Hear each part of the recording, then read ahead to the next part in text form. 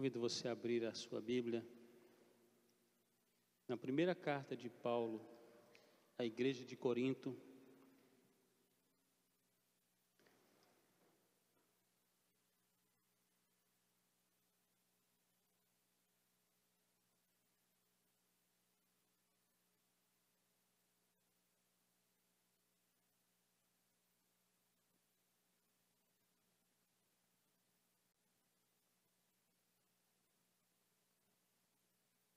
Capítulo 11, do verso 23 ao verso 34.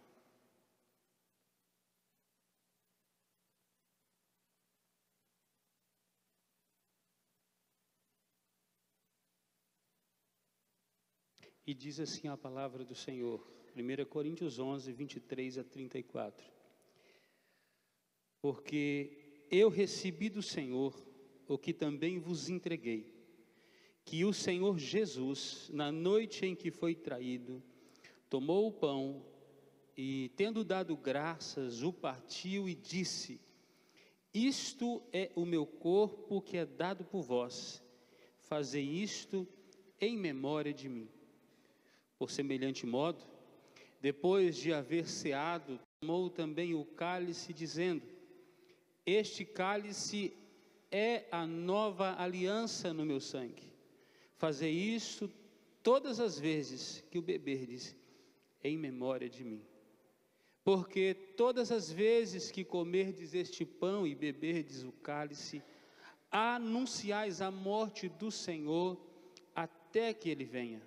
Por isso, aquele que comer o pão ou beber o cálice do Senhor indignamente, será réu do corpo e do sangue do Senhor. Examine-se, pois, o homem a si mesmo, e assim, como do pão e beba do cálice, pois quem come e bebe sem discernir o corpo, come e bebe juízo para si. Eis a razão porque há entre vós muitos fracos e doentes, e não poucos os que dormem.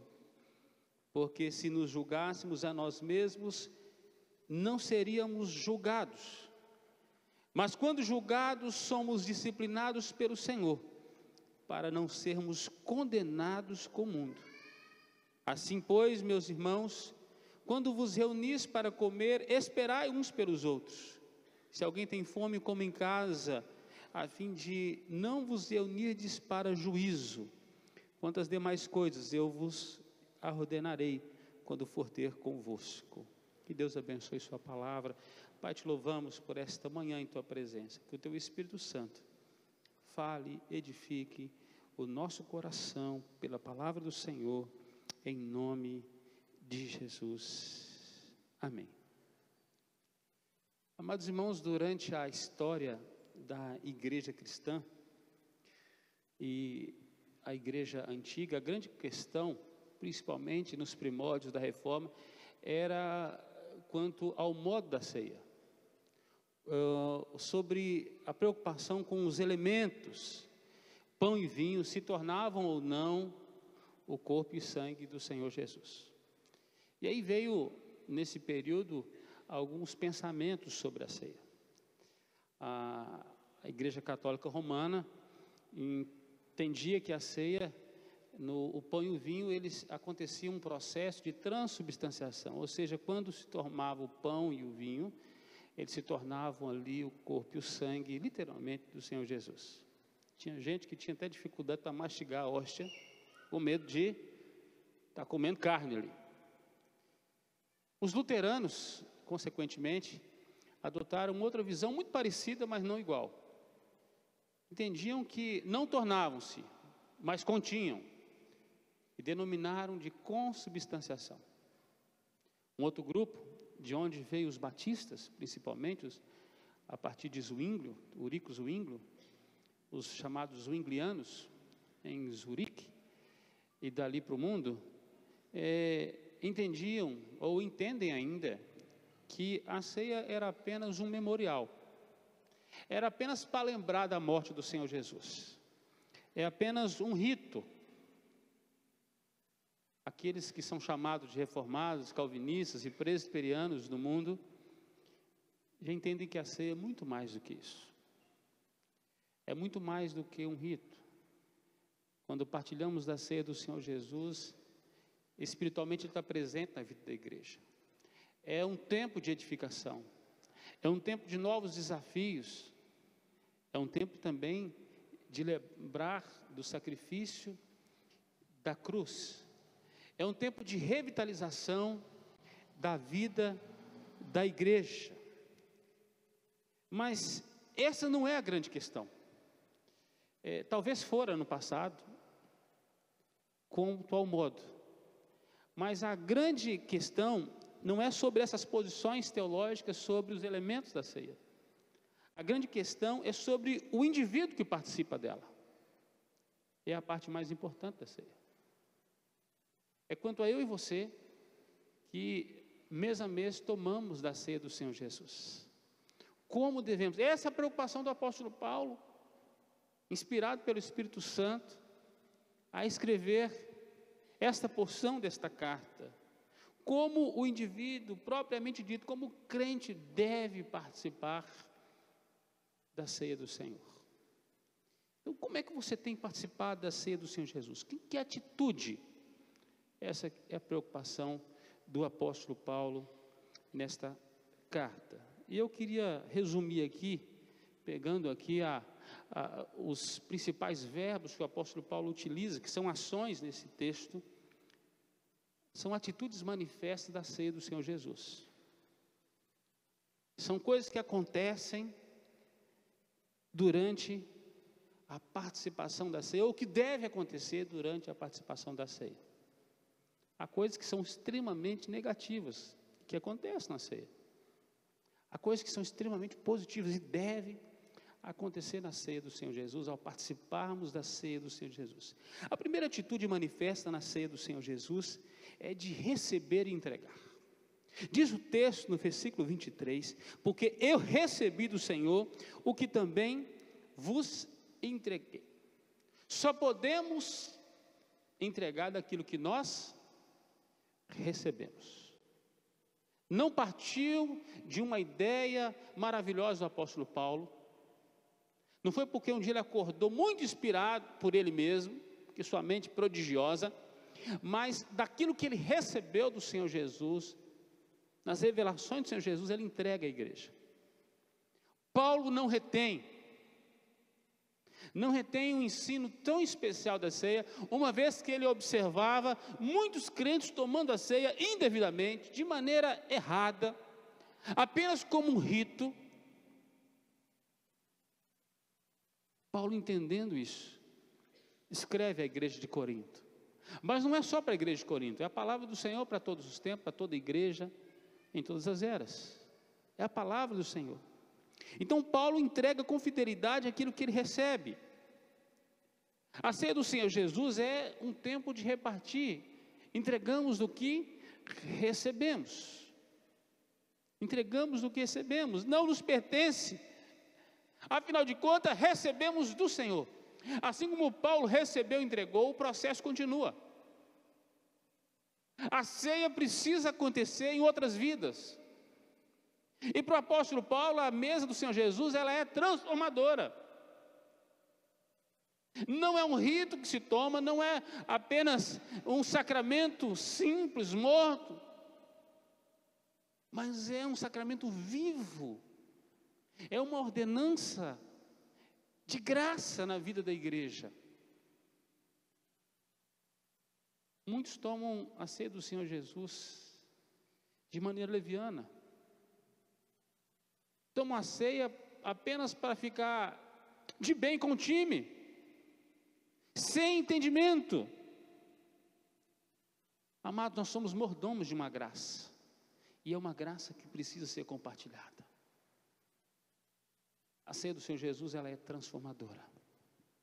Paulo diz, olha, eu entrego do que eu recebo. Recebi e entreguei. Recebi e entreguei. A segunda atitude manifesta na ceia do Senhor Jesus é a de trair. Diz o texto que ele recebeu e entregou na noite em que o Senhor Jesus foi traído. O apóstolo Paulo faz questão de lembrar um detalhe que está registrado em Mateus e em Lucas a respeito da ceia do Senhor Jesus. Trair. Havia alguém na mesa que não compunha integridade com os demais discípulos. Tinha gente que comia do pão, bebia do cálice, mas não se examinava. Tinha gente que comia do pão, bebia do cálice, mas estava com a foice na mão para podar seus irmãos. Estava ali para trair. Havia máscara. Então, na mesa da comunhão, do receber, do entregar, havia atitudes impensadas ou até planejadas, vida cheia de máscara, aparência de piedade. Havia traição na mesa. Traição. Há muitos hoje que comem este pão, o pão da traição. Dizem que fazem parte do corpo do Senhor Jesus, mas não fazem. Dizem que estão comprometidos com Ele, mas não estão. É uma vida de máscara, uma vida de máscara, é uma vida camuflada. Está procurando a primeira oportunidade para saber quantas moedas, como vai pular do barco, como vai abandonar o barco, em que situação. Muitos estão usando a igreja, se beneficiando do corpo, como foi no Antigo Testamento, o populacho que andava no meio do arraial de Israel, aproveitando que o maná caía todo dia, semeando zizânia, discórdia no meio do povo. Deu um trabalho para Moisés. Havia ali quem traísse. Aqueles que se beneficiam da ceia ou da mesa do Senhor, da comunhão da igreja para benefício pessoal, não do corpo. A Bíblia chama esses de inimigos da cruz de Cristo. Inimigos da cruz de Cristo. E os piores inimigos são os inimigos ocultos. Aqueles a quem a gente não pode combater de frente porque a gente não sabe quem é. Os discípulos, o tempo todo, conversamos sobre muitas coisas, não sabiam quem era. Quando Jesus disse, olha, tem alguém que vai me trair, que está aqui na mesa, todo mundo começa a perguntar, sou eu, Senhor? Parecia que era alguém extremamente confiável, que comia do mesmo pão, tomava do mesmo cálice, que ria das mesmas histórias, que chorava das mesmas tragédias. Quem sabe operou até sinais e prodígios como os demais. Andava no meio do povo. Os piores inimigos da cruz são aqueles que não foram revelados. Não são os ímpios que a gente já consegue demarcar e dizer, ali é. Não, é aqueles que a gente não conhece, que a qualquer tempo pode apunhalar a igreja pelas costas, que estão camuflados. Piedade de casca. Procuram uma oportunidade para dividir o rebanho ou para entregar o rebanho. Ao invés de promover a comunhão na vida da igreja, está sempre de canto a canto, soltando uma, soltando outra, agredindo líderes, agredindo irmãos, desmotivando o povo de Deus, inimigos da cruz de Cristo. Uma vez identificado, tem que ser colocado para fora. São inimigos da cruz de Cristo. O problema é que nós não sabemos. Nós não sabemos. A Bíblia fala que os vasos de desonra vivem no meio dos vasos de honra, que o joio vive no meio do trigo, que Judas anda no meio dos discípulos. E lá em Mateus, o evangelista registra, capítulo 26, a partir do versículo 20, assim, chegada a tarde, pôs-se ele à mesa com os 12, e quando comiam, declarou Jesus, em verdade vos digo, que um dentre vós me trairá. Não é um lá de fora, é o de dentro. Diz mais, e eles muitíssimos contristados, começaram um por um a perguntar, porventura sou eu, Senhor? E ele respondeu, o que mete comigo a mão no prato, esse me trairá. Ou seja, todo mundo comia junto. Tinha farelo de pão na mão de todo mundo. Difícil de discernir. Mas ele disse assim: olha, o Filho do Homem vai, como está escrito a seu respeito. Ou seja, vai acontecer o que tem que acontecer. Alguém vai ter que trair. Ou alguém vai trair. A Bíblia diz que vai acontecer. Mas ai daquele por intermédio de que o Filho do Homem está sendo traído. Melhor lhe fora não haver nascido. Talvez você já ouviu essa expressão: bendito o dia que você nasceu. Depende de quem. Depende de quem. Então Judas, que o traía, perguntou: acaso sou eu, mestre?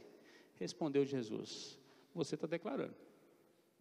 Você se manifestou agora. Será eu, Senhor? Meus irmãos, nós não podemos inocentemente ignorar os ardis de Satanás, a Bíblia diz isso. Não podemos ignorar o inimigo de nossas almas, o inimigo da igreja, o inimigo da cruz de Cristo, que na comunhão da ceia come e bebe, que participa. Não podemos ignorar. Muitas vezes a igreja está entusiasmada com uma ação, e o joio, ele está sempre desanimado, sempre puxa para trás, sempre coloca barreiras. Quando alguém faz uma ação portentosa, maravilhosa, ele encontra um motivo. Quando alguém quebra um vaso de alabastro puro, ou de nardo puro, alguém está querendo calcular que aquilo dava para sustentar muitos pobres. É o traidor. É aquele que mede o tempo todo as pessoas, mas não mede a si mesmo. Mas não é papel da igreja, meus irmãos, procurar esta pessoa. É papel da igreja proteger a comunhão e a unidade do corpo. Esse é o papel da igreja. Proteger a comunhão e a unidade do corpo. Não deixar ninguém sair do meio do rebanho. Procurar olhar firmemente para o autor e consumador da fé. Se alguém está dizendo que é para a esquerda ou para a direita, continue olhando firmemente para o autor e consumador da fé. Não ignore os ardis de Satanás. Uma das atitudes manifesta na ceia é o da traição. Tem gente que come do pão e bebe do cálice, meus irmãos, mas não estará conosco no reino de Deus. Quem colhe o joio e lança no fogo é o Senhor Jesus, não somos nós. O que nós fazemos? Protegemos a comunhão, protegemos a unidade da igreja, unidade em Cristo, unidade na palavra, um só batismo, um só Senhor, não há dois na igreja do Senhor Jesus. A terceira atitude manifesta na ceia do Senhor Jesus está em 4 verbos aqui: tomar, agradecer, partir e dar. Diz assim: tomou o pão, tendo dado graças, partiu e disse: isso é meu corpo, que é dado por vós. 4 verbos expressam aqui esta abundância da ceia. A mesa da ceia do Senhor está cheia de provisão, de suprimento, de gratidão e de partilha. Esta é a mesa do Senhor Jesus. É a mesa mais farta que o homem pode comer nesta vida. A próxima é nas bodas do Cordeiro, mas aqui é a ceia da comunhão, é a ceia da unidade do corpo, porque comemos de um mesmo pão, o pão do céu, não apenas o pão simbolizado na ceia, mas partilhamos de um pão, de um corpo partido, ferido por nós, dos quais nós nos tornamos parte deste todo, deste corpo vivo do Senhor Jesus. Há uma união mística na igreja, e quando partilhamos da ceia, nos identificamos uns com os outros, nos identificamos com o Senhor do corpo, com a cabeça do corpo, Jesus. Quem não comer da sua carne e beber do seu sangue não tem parte com ele. Nós dizemos, temos parte, Senhor. Estamos ligados. Esse texto da Bíblia registra aqui que Jesus tomou o pão e diz que ele orou agradecendo o provedor. E ele partiu e deu aos seus discípulos. A Bíblia diz que ele não reteve para si, mas que ele partiu e deu. Partiu e deu. Foi assim que ele se fez também com o seu corpo ferido. A Bíblia diz que o Senhor o deu por nós. Aquele que não conheceu o pecado, diz que ele se fez pecado por nós. A morte de Jesus na cruz foi por mim, por você, foi por sua igreja. Ele foi ferido, foi transpassado por mim e por você. Foi por nós que ele se entregou. A ceia do Senhor manifesta, então, esse amor de Deus por nós, a ponto de entregar seu Filho e a padecer por nós. Na ceia, o Espírito também demonstra ou nos ensina profunda gratidão. E essa gratidão que deve aflorar nos nossos corações ao participarmos da ceia do Senhor Jesus. Nós não somos dignos. Aí vem a palavra daquele que participar da ceia indignamente. Quem é digno? Quem é digno? Quem é digno? Dos homens nascidos de mulher, quem é digno de comer do pão e beber do cálice? Somente aquele a quem ele tornou digno. Somente aquele a quem ele estabeleceu a dignidade dele, aquele que ele justificou. Do contrário, todos nós estaríamos afastados. Então é gratidão por Jesus, gratidão pela vida preciosa dada por nós, por seu amor incondicional, a despeito do sofrimento da cruz do Calvário, da via dolorosa. E ele não hesitou em provar o seu amor por nós. Gratidão. O texto fala que ele tomou, a Bíblia diz que ele agradeceu. Diz que ele partiu também. Na ceia precisamos aprender a partilhar, a doar, a compartilhar.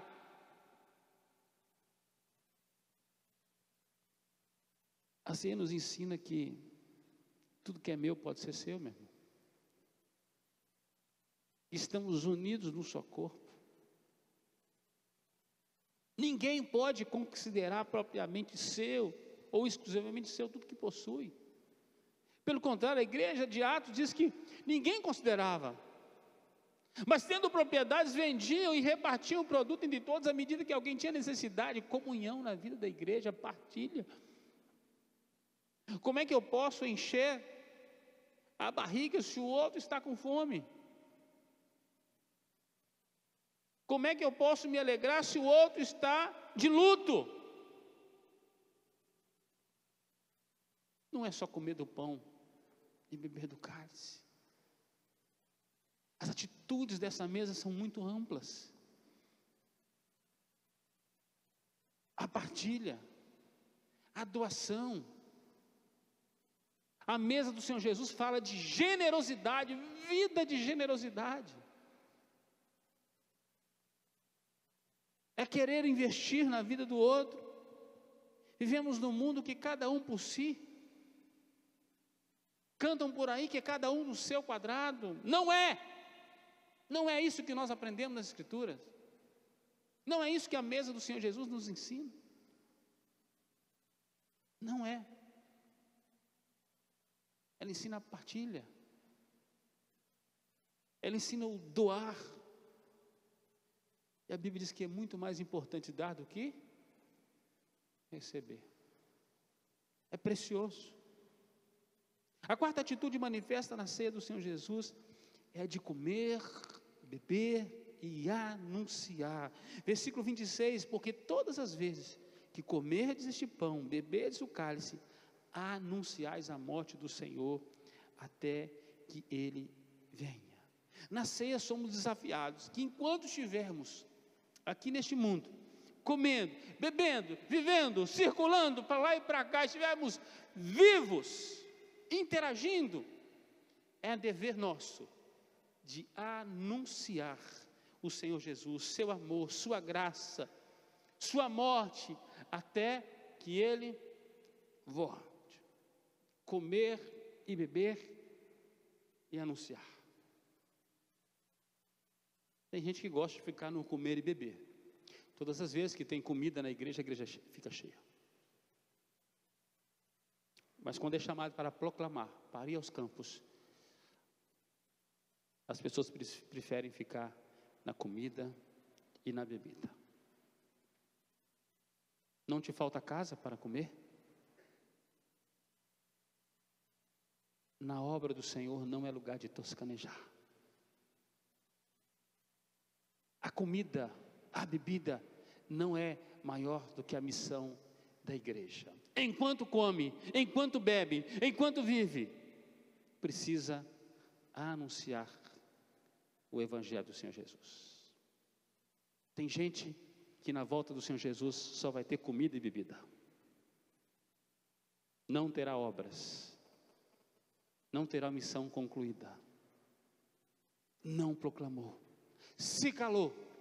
Como na época de Noé, comiam, bebiam, davam-se em casamento. A Bíblia diz que havia um pregador do Evangelho chamado Noé, e ele pregava, e por 100 anos, aquele homem pregava. Enquanto ele pregava uma tábua, ele pregava o Evangelho para a nação. Aí diz que todo mundo estava preocupado com comer e beber, com as coisas dessa vida. Que lá em Mateus, o Senhor Jesus diz que são os ímpios, gentios, gente sem Deus, gente que não tem o temor de Deus, que preocupam com essas coisas. O que comer, o que beber, o que vestir. As pessoas mais excelentes não se preocupam com isso. Buscam em primeiro lugar o reino de Deus.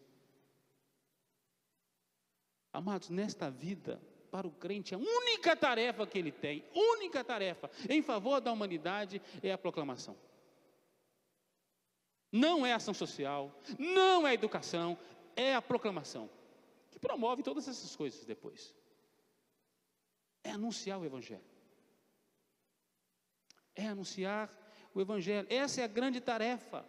Anunciar o amor de Jesus, sua justiça a todos os lugares. Anunciar a sua glória. Esse é o dever da igreja. Jesus está indo para o céu e diz assim: anunciem, preguem. Vocês vão ser revestidos, porque vai descer sobre vós o Espírito Santo, e vocês vão para todas as partes. E vão anunciar.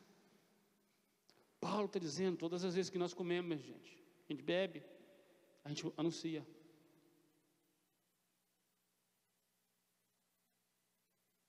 Se na sua Bíblia tem o versículo inteiro, meu irmão, tem que praticar ele inteiro. E se não der para comer e beber, fica com a última parte, que é a mais importante. É a tarefa. Pela humanidade, essa é a grande tarefa. Em favor da igreja, é a comunhão e a edificação. Somos parte de um corpo, aí comer e beber faz parte. Em favor da igreja, comunhão, edificação. Em favor dos perdidos, proclamação.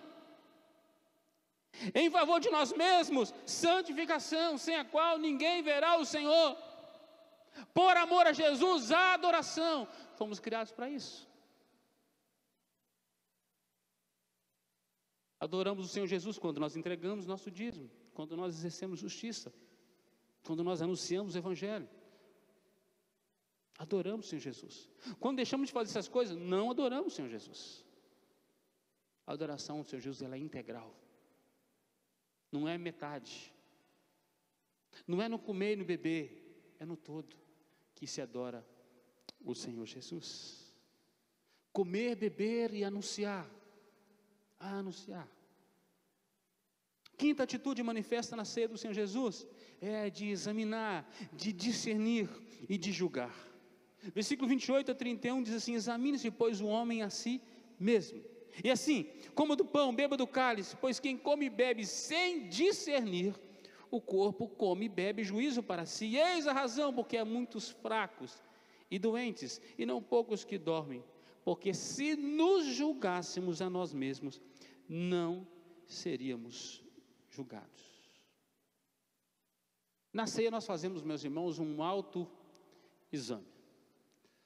Entramos aí no Outubro Rosa, as mulheres precisam fazer os seus exames regularmente.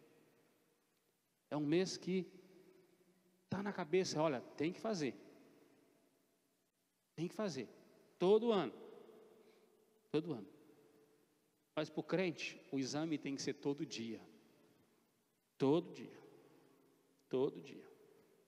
Ainda mais quando você partilha da ceia do Senhor Jesus. Todo dia, autoexame. Como anda a minha vida? Tenho progredido ou tenho regredido na minha vida espiritual?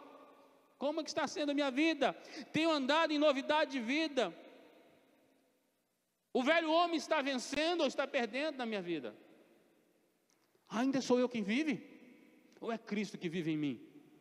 Ainda sou eu quem vive. Esse tem que morrer. Tem que morrer.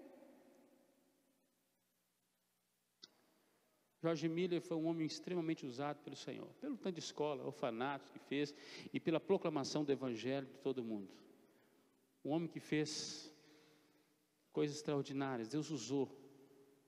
Certa feita perguntaram qual que era o segredo de George Miller. Ele respondeu: o segredo de George Miller é que George Miller já morreu há muito tempo. Tem muito tempo que ele morreu, já não sou eu mais quem vive. É Cristo que vive em mim. Esse é o segredo. Este é o segredo, autoexame. Na ceia não participamos sem discernimento. Não podemos comer e beber do cálice, ou comer do pão e beber do cálice, sem entender o que é estar comprometido com Jesus. Um dia assumimos um compromisso de andar com o Senhor Jesus, de amar o Senhor Jesus acima de todas as coisas, de amar a sua palavra, de proclamar a sua palavra. Quem come e bebe sem entender essas coisas, está comendo condenação, bebendo condenação. É a ceia do Senhor, ela é santa, ela é santa. Quem não tem vida com Cristo não pode tomar assento na mesa. Porque ao invés de ficar em média com os homens, é melhor fazer média com Deus. Porque Ele é capaz de nos lançar no inferno, o corpo, a alma e tudo que tiver. O homem, o máximo que pode fazer é nos matar. Damos tanto valor à aparência diante dos homens, esquecemos do nosso valor diante de Deus. De Deus. Aquilo que Ele vê. Quem não tem vida com Cristo não pode tomar assento na mesa. Na ceia, meus irmãos, também é um lugar de julgar. É lugar de julgar. Não o outro não. A nós mesmos. Julgar a nós mesmos. A nós mesmos. A tendência do ser humano é aplicar a misericórdia em si mesmo e a justiça no outro. Essa é a tendência do ser humano. Mas a doutrina do Evangelho é diferente. Eu aplico a misericórdia no outro e a justiça em mim. A justiça em mim. A misericórdia no outro. Jesus não nos deu balança, não nos deu fita métrica, não nos deu prumo para ficar medindo a vida do outro. Na verdade, com essas coisas, Ele nos mede. Quem está muito preocupado com o cisco no olho do outro, possivelmente está andando com a trave diante dos olhos. Enquanto condena o outro. As pessoas que eu não confio são aquelas pessoas que sempre têm algo para dizer das outras pessoas. Eu quero distância. É gente que não tem nada de si mesmo para dizer. Capacidade de se arrepender, de se transformar, de mudar seu caráter, sua postura. Enquanto condena os outros, na verdade está indo sozinho para o inferno. Ainda quer levar os outros. Ainda quer levar os outros. Ninguém tem direito de julgar o outro. Ninguém. O reto juiz num dia vai julgar todos, indistintamente. A uns Ele chamará de filhos benditos, a outros de malditos. Ele vai julgar porque Ele pesa as obras. A Bíblia diz que Ele tem um prumo na sua mão, e Ele vai passar o prumo na minha vida e na sua vida. E o prumo do Senhor funciona. Diz que Ele prova as nossas obras, Ele prova o nosso caráter, Ele prova o nosso coração, e Ele é capaz de mostrar onde está errado. Não sou eu que tenho que ficar apontando, porque esse é um papel do acusador, Satanás, acusar as pessoas. O papel da igreja é resgatar, é julgar-se a si mesmo. Quem julga-se a si mesmo nunca vai para um tribunal, porque se nós aplicamos justiça na nossa vida, nós julgamos os nossos atos, se nós pecamos, não pecamos mais, se erramos, não erramos mais, se estamos andando no caminho todo, nós nos consertamos. Por quê? Porque não quer ir para um tribunal. Quem julga a si mesmo não é julgado, não é julgado. Agora, quem gasta muito tempo julgando os outros, esquece que a sentença sobre sua cabeça está sendo acumulada. Quem vai partilhar da ceia e está tão preocupado com o outro, e quer restringir o outro, quer colocar o outro dentro de um quadrado, dizendo assim: olha, ele está errado. A Bíblia diz: examine esse homem a si mesmo. A si mesmo. Ao fechar a porta do teu quarto, você e Deus, eu e Deus, ali a ultrassom do céu passa, nada fica oculto, tudo é revelado, as máscaras caem, e nós nos achamos pobres, cegos e nus, como o apóstolo Paulo diz: quem me livrará do corpo desta morte? Porque o bem que eu quero eu não consigo fazer, o mal que eu detesto é sempre diante de mim. Como eu sou pecador, como eu sou pecador. Ninguém tem o direito de julgar o outro, mas tem o dever de julgar a si mesmo, e encontrando o caminho mau, de maneira arrependida, precisa buscar um conserto com Jesus. Precisa buscar um conserto com Jesus. E a sexta atitude manifesta na ceia do Senhor Jesus é a de disciplinar e condenar. Disciplinar e condenar. Versículo 32. Mas quando julgados, somos disciplinados pelo Senhor, para não sermos condenados com o mundo. A ceia tem um fim corretivo também. Corretivo. Aquele que não se examina, que não compreende o que está fazendo ao participar da ceia do Senhor Jesus, participando de maneira leviana, não se julga, não julga a si mesmo, cai na ação corretiva do Senhor. A ação corretiva do Senhor na vida do eleito, do crente, é disciplina, é açoite, é varada, é surra, é afastamento com a finalidade de restaurar, é cercear direitos para que esse volte para o Senhor. É um trato, é terapia do céu. A disciplina é para o eleito, é para o eleito. Agora, já a ação corretiva do Senhor na vida do ímpio é condenação, é condenatória. Ai daquele que bebe, ou que come e bebe, escarnecendo da mesa, ou da ceia do Senhor.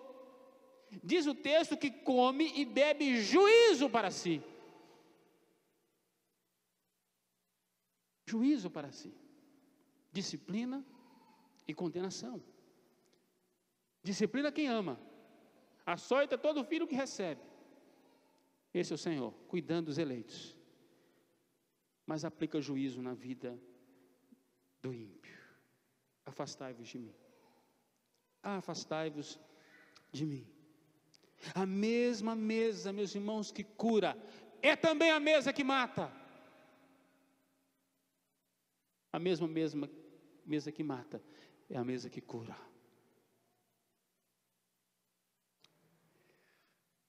O que muda é a dosagem. dosagem aplicada em nossa vida. Precisamos tomar da ceia do Senhor Jesus com santo temor e ao mesmo tempo com muita gratidão e alegria. Temor porque a mesa do Senhor é santa. Não podemos profanar a mesa do Senhor. Mas é uma mesa de graça. É uma mesa que deve alegrar o nosso coração. Na ceia do Senhor Jesus, ou somos justificados, ou somos condenados nela. Ninguém sai da mesa como estava. Por isso não fuja da mesa, da comunhão, da ceia do Senhor Jesus por causa do pecado. Não deixe o pecado te afastar da comunhão da mesa. Mas por causa da comunhão da mesa, fuja do pecado, conserte sua vida, volte para o Senhor, enquanto é tempo, para que não sejas condenado. Julgue a si mesmo hoje. Hoje. Examine-se, pois, o homem a si mesmo, e então coma do pão e beba do cálice. Não é amanhã não, é hoje.